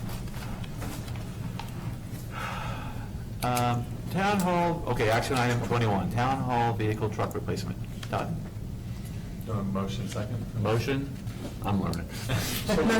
Second. Vanessa. Vanessa. Jackson and Vanessa. Go ahead. Okay, this is to replace the Ford F-150 that we currently utilize. Although the mileage is rather low on it, the actual hours that that truck sits idle, doing park monitor stuff all day long, it's got a lot of wear and tear on it. It's starting to get into some catalytic converter issues that need to be replaced. So we thought it was best, per the reserve study and our own experience with it, to replace it now. We are looking at a 4-door pickup truck, mainly to haul staff with all the events that we take place, and it cuts down on wear and tear on little NEVs and things like that. So it is a good purchase. Just to entertain me for a second, your trade-in value is $9,800. Mm-hmm. How much, and this is a 2013, how much money in maintenance would you have to be putting in? I'm just looking for future planning. Do we find the money to go ahead and keep this truck while purchasing the additional truck as well for the plans of the next 5 years of Island Village? Does that So rather make than sense? trading it in, Rather than is what trading you're it in and keep it, put a couple hours into it, see what it needs to work, so now you have all the resources you need, and you don't come to us in a year and a half, 2 years, asking for a new truck out of capital improvement. So you're keeping a vehicle for $9,800. Yeah. And With work. Plus the repairs. Yeah. It was, yeah, you have Catalytic converters, miles those does are it have expensive. there? It's very It pricey. has 56,000 miles on it. So, I mean, it We're should, already coming in over We budget. should be able to get more years out of it. Even if you kept it for a We year, 2 we years. sat around and threw it back and forth whether we wanted to bring to you to keep it and then put more reserves in to replace it in the future when Island Village comes on. But I think because of the mechanical issues that we're seeing come about, constantly having the check engine light come on, various issues, I don't think it would be a wise choice to hold on to it. Plus you have the insurance and everything else for a 3rd vehicle or 3rd pickup truck, waiting for Island Village to come on. That's just my Okay. outlook on it. Thank you for the insight. Thanks. Just, the budget's 3907, right, for it? Am I reading that correctly? It- But- Right, but- it would be, but we yeah, can- with the trade-in We value. can, is that with or, that was my question, is that with or without the trade-in value calculated into that? That's with the trade-in value, because so what we would look at is the 30,907 as a not to exceed, utilizing the funds as well from the trade-in to work the best deal for you. Okay. Right now, we see that there's the Chevrolet seems to be the lowest cost, but that doesn't mean that when we get to a Ford dealership and say, here's cash money, that they want to give a better deal. So we're not stuck on a certain brand or type. Did we ever Stuck get to on a look deal. at leasing? No, I've never looked at leasing. I don't know if it... Remember we brought that up Yeah. before, whether or not it'd be cost effective, where you can just when it reaches 2 years or whatever, Yeah. take it back and You just pick up pay a new more one. in leasing than you would ultimately buying it. But it's a better write-off overall. But you wouldn't have any maintenance per se, right? And yeah. If you keep Well, it 2 years. I will state that our newest pickup truck, which is a 2016 Chevy Colorado, has more miles than the Ford F-150 on it, simply because it was a newer truck, so the part monitors They like that utilized one. it. It's a little more I do the maneuverable same. than the F-150, so we can really put the miles on them if we have the chance. So we, But I guess how I think about it though is I buy automobiles because I drive it forever and then I give it to my kids and grandkids. If you trade regularly, leasing is more effective, I think. I guess, listen, this is a good conversation. I would table this for a month, come back, let's look at a lease alternative, a purchase alternative, and let's look at keeping this one here. So we do a little bit more detailed look at all of it with Island Village in mind. How critical are we on need right now? yeah, it's not super critical. Okay, so really a month or two is not going to be a big deal. I would be curious to actually have an estimate on what it would take to fix it up. Because Yes, if it I would will take do that. $3,000 to make it look good, and it's got 50,000 miles, I mean, It's 2013. I give my kids It's 6 years cars old with and 75,000 miles and they drive them forever. So I mean, let's look at it 10,000 again. miles a year. Yes. So there's no immediate repairs that are At necessary least right give you now? like 15,000. Well, I think he's saying we need to get it in. There are certain things that need to Sooner be rather fixed than later, better. yes, but we can. But it's apply not for another urgent, it month. can go a couple months, okay. No. I think it's a good idea. I withdraw the motion. If I could Motion continue. to table? Motion to table, come back with more details we laid out. Great, thank you. Did we have a first and second on that table? And they both withdrew. Brian made the motion, was there a second? I'll second. Okay, we've got a motion to come back in a month with details on leasing versus purchasing and the cost to fix up the one that we have. All in favor? Aye. Any opposed? Passes. I have the direction. Can I ask that, unless there's a reason to keep them separate, 22 through 24 are all Artisan Park? I was just going to ask the I'm same. Yeah. Good with that. Motion? Motion to approve items 22 to 24. Second. Any comments? Call the vote. All in favor? Aye. Any opposed? Passes unanimously. Item 25 is a motion to initiate the finding process for what I now understand to be 23 items. Is that correct? And you have an updated printout. That's this one, right? That's the one that, yeah, Oh, right, right, right. one that Tony gave us. Did you see it? That's not it. That's where I counted them out. Being such a work on there. There's no share. We'll look at them. Okay, we got the motion? So moved. Second? Second. Second is Vanessa. I do have one comment. Go ahead. Item number 35, I want to draw the board's attention to. This is one of the properties that we think is involved with some other activities we discussed in the board drive-around. The items on number 35 are not specifically related to what we discussed, but I wanted you to be aware that there are other violations on this property, and we are pursuing them. Good, good. Other comments? Call the vote. All in favor? Aye. Any opposed? Passes. Item number 26, motion to approve the conversion of one fine to a specific assessment. Motion? Zero. So, Nix it. Item number 27, motion to approve 39 CROA intent to lien letters. Motion?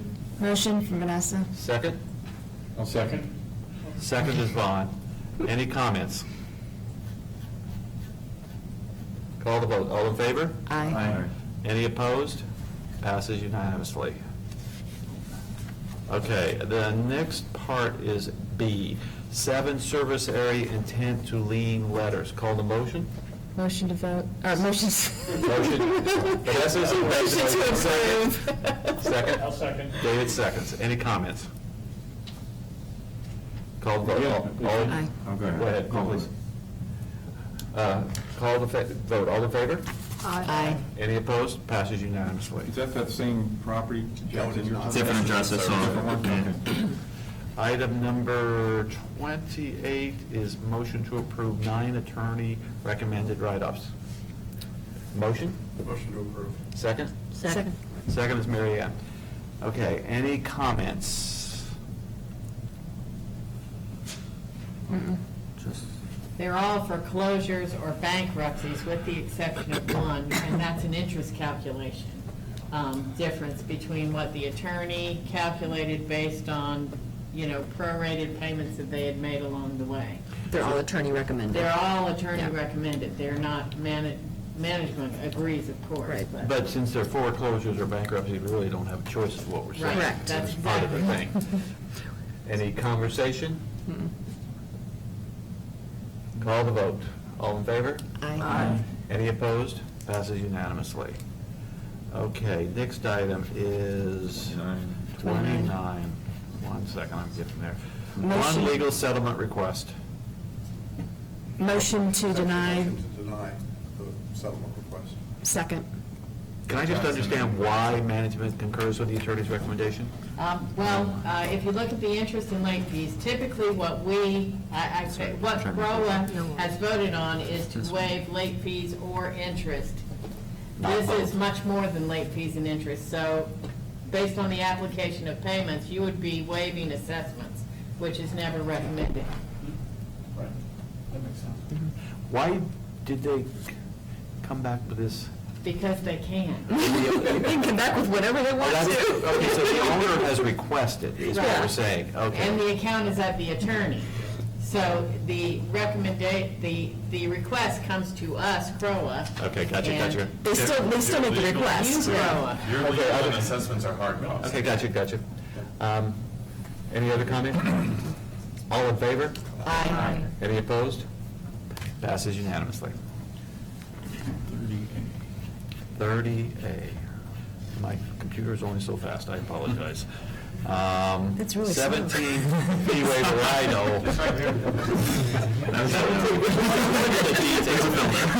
Okay, motion.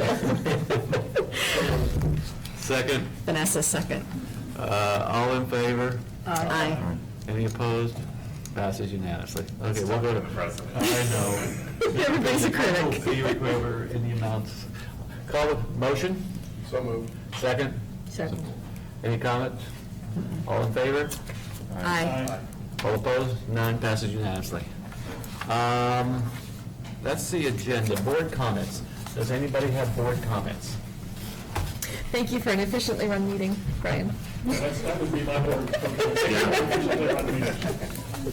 It's like, it's not even 8 o'clock yet. The staff is in shock. I'll have one comment. We discussed the website at the last meeting, and we are actively moving forward with the website. We're going to discuss it at the May 6th meeting, so that is hopefully moving close to resolution and how we're going to manage it and do it. So just want to make the public aware of that. We thank you all for your participation. Motion to adjourn? Motion. David made the motion, Jackson seconded. All in favor? Aye. Thank you. Thank you. Everybody made the motion. Don't forget we have to sign our paperwork here. Yes, don't leave till you sign the paperwork. Yeah, 2 things here. Just ask Steve about it real quick. Vanessa, can you start this one, please? I would be happy to. Actually, will you start both of them? Who is it?